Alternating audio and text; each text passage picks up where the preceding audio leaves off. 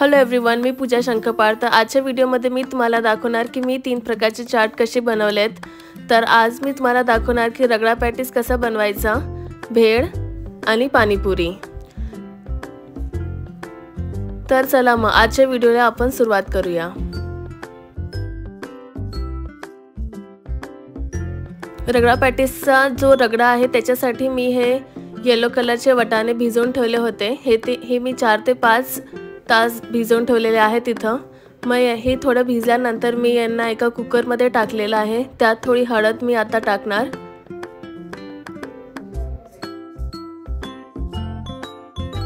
यात मी आता टाकणार 1 चम्मच लाल मिरची पावडर। तर हळद आणि लाल मिरची पावडरनी रगड्याला छान कलर येतो। आणि याच्यात मी आता 1 टेबलस्पून ऑइल टाकणार। तर याला मी 4 ते 5 आता शिट्टी होऊ देणार। आणि आता जोपर्यंत माझा रगडा होतोय तोपर्यंत मी इथं पाणीपुरीचं पाणी बनवणार। तर मी इथं घेतलेला आहे कोथिंबीर, पुदिना आणि हिरवी मिरची। तर मी इथं 7 ते 8 हिरवी मिरच्या घेतलेल्या आहेत।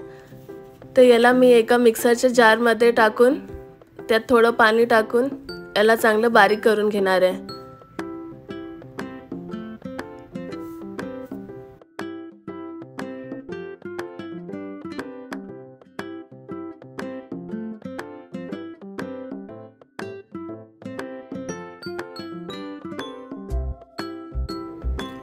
तर आता आपल्या तिखट पाणीची जी चटणी आहे ती रेडी आहे। तर मी याला एका पातेल्यामध्ये काढणार आहे आणि त्याच्यात जसं पाणी पाहिजे तसं टाकणार आहे।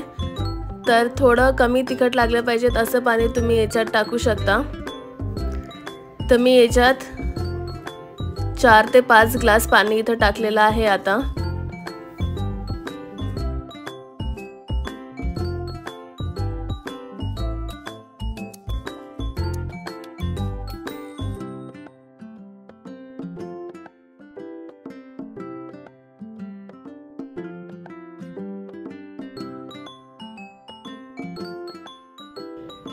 पाणी टाकल्यानंतर मी याच्यात आता टाकणार आहे मीठ, ब्लॅक सॉल्ट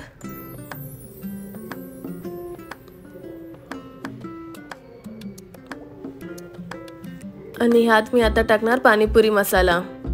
तर मी आता एव्हरेस्टचा पाणीपुरी मसाला घेतेय।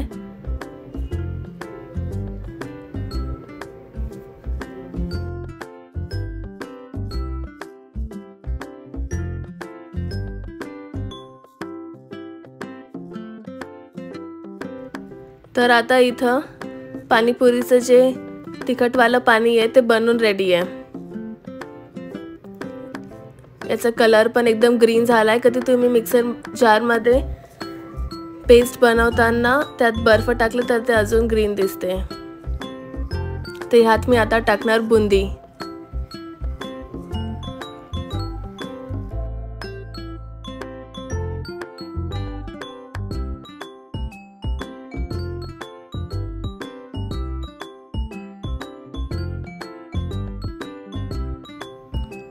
रगडाला आता मी 4 ते 5 कुकरची शिट्टी दिल्यानंतर आता हा रगडा थंड झालेला आहे।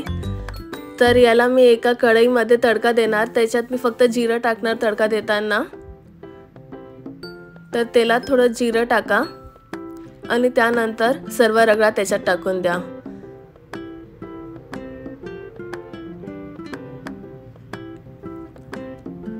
यात मी थोडी हळद सुद्धा टाकलेली आहे कारण की आपला रगडा येलो दिसला पाहिजे।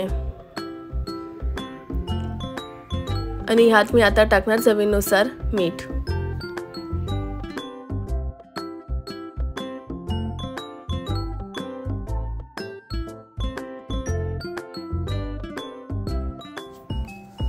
या रगड्यामध्ये मी 1 चम्मच आता जे आपण पाणीपुरीचं पाणी बनवून ठेवलं होतं ते टाकणार आहे, म्हणजे आपला रगडा चटपटीत इथं बनेल। तर या पाणीपुरीच्या पाणीमध्ये ऑलरेडी पुदिना, कोथिंबीर आणि मिरची होती आणि ब्लॅक सॉल्ट आणि पाणीपुरी मसाला सुद्धा होता। तर याने एका रगड्याला छान टेस्ट येईल। तर याला मी इथं 2 ते 4 मिनिट उकळून घेतलेला आहे। तर आता माझा रगडा बनवून रेडी आहे। तर आता मी बनवणार पॅटीस। तर पॅटीससाठी मी हे 4 बटाटे उकळून घेतले होते, त्याला मी आता नीट मॅश करून घेणार।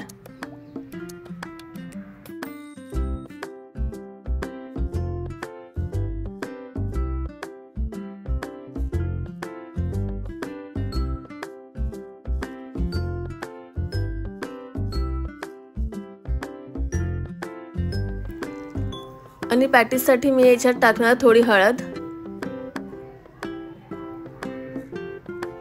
थोडं तिखट म्हणजे लाल मिरची पावडर, मी एकदम थोडंच टाकते आहे,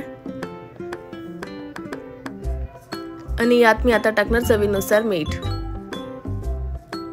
तर या सगळ्यांना नीट मिक्स करून घ्यायचं आता इथं.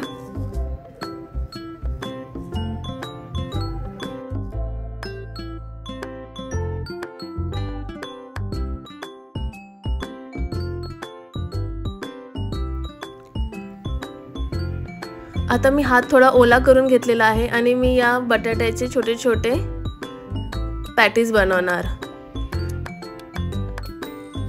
तर अशा प्रकारे मी माझे सगळे पॅटीस बनवून घेणार. तर इथं हा एक पॅटीस बनवून रेडी आहे.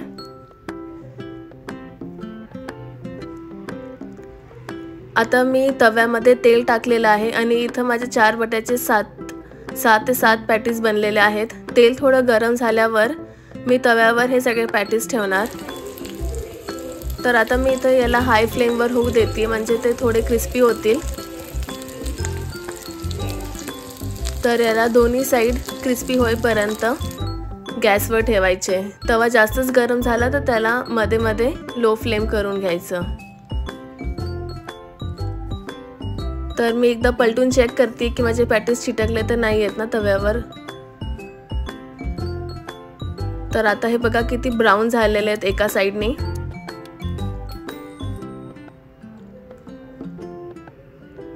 तर मी सेम वे दुसऱ्या साईडने पण याला असेच क्रिस्पी होऊ देईल.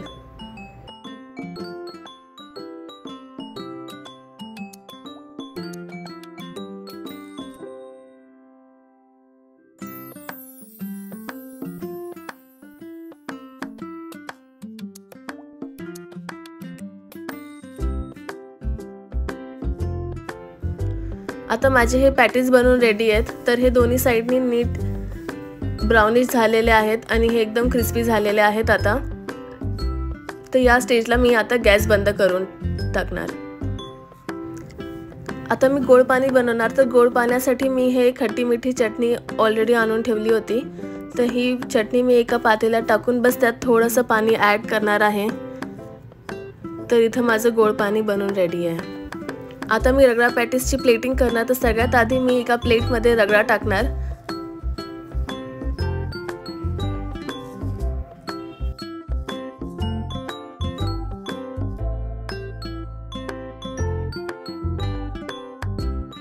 रगड्यावर मी इथं 2 पॅटीस ठेवलेत.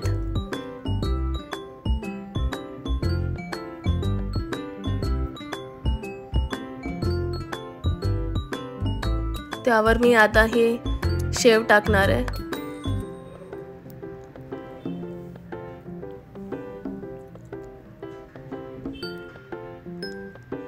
येलो कलर वाले बारीक शेव.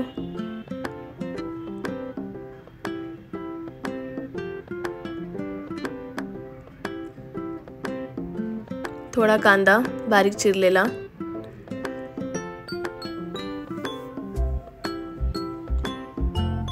आता त्यावर मी थोडं दही टाकणार.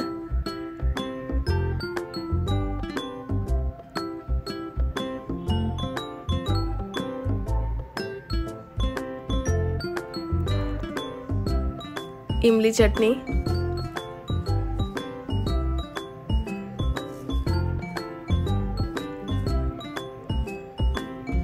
गार्निशिंग साठी मी याच्यावर कोथिंबीर टाकलेला आहे.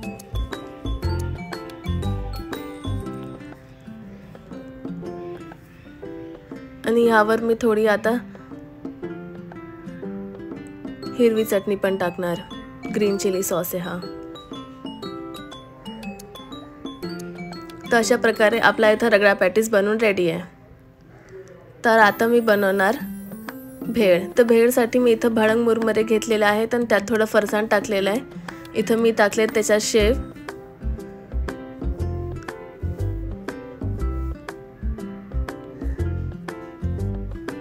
आता मी याच्यावर टाकणार येलो कलर वाले बारीक शेव.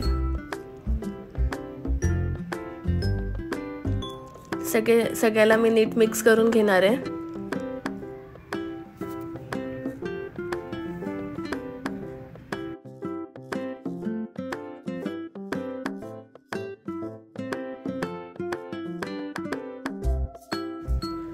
भेळमध्ये मी आता टाकणार रगडा। तर रगडा भेळमध्ये खूप छान वाटतो, त्याने भेळला एक खूप छान टेस्ट येते।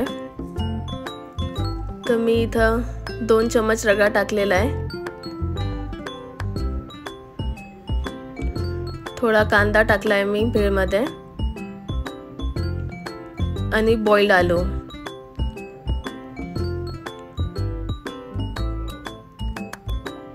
तर ह्यात मी टाकणार पाणीपुरीवाला हिरवं पाणी,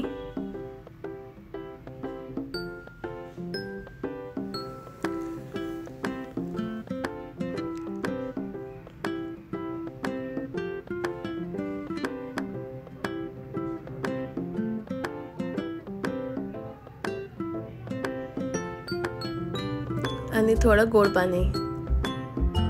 तिखट आणि गोड पाण्याने ती भेळ चटपटीत बनेल। आणि यात मी थोडं दही सुद्धा टाकणार आहे।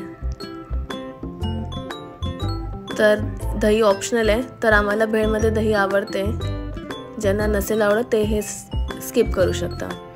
तर इथं भेळ बनवून रेडी आहे।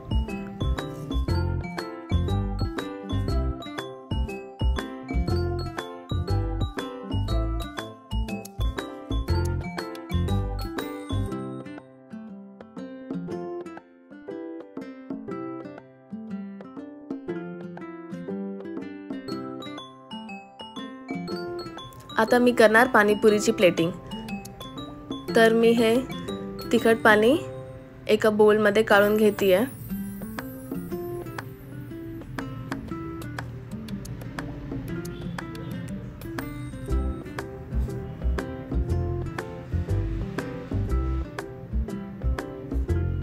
तर यात मी घेतलंय तिखट पाणी, गोड पाणी, रगडा, दही, बारीक शेव, कांदा आणि आलू। तर दही पुरी बनवायची असली तर त्याच्यासाठी आहे, आणि कधी रगडावाली पाणीपुरी खायची असेल त्याच्यासाठी रगडा, नाही तर आलूवाली खायची असेल तर आलू। तर तुम्हाला माझी रेसिपी कशी वाटली ते मला नक्की सांगा, आणि ज्यांनी माझ्या चॅनलला आतापर्यंत सबस्क्राईब नाही केलेलं आहे ते प्लीज सबस्क्राईब करा। Thank you for watching. बाय।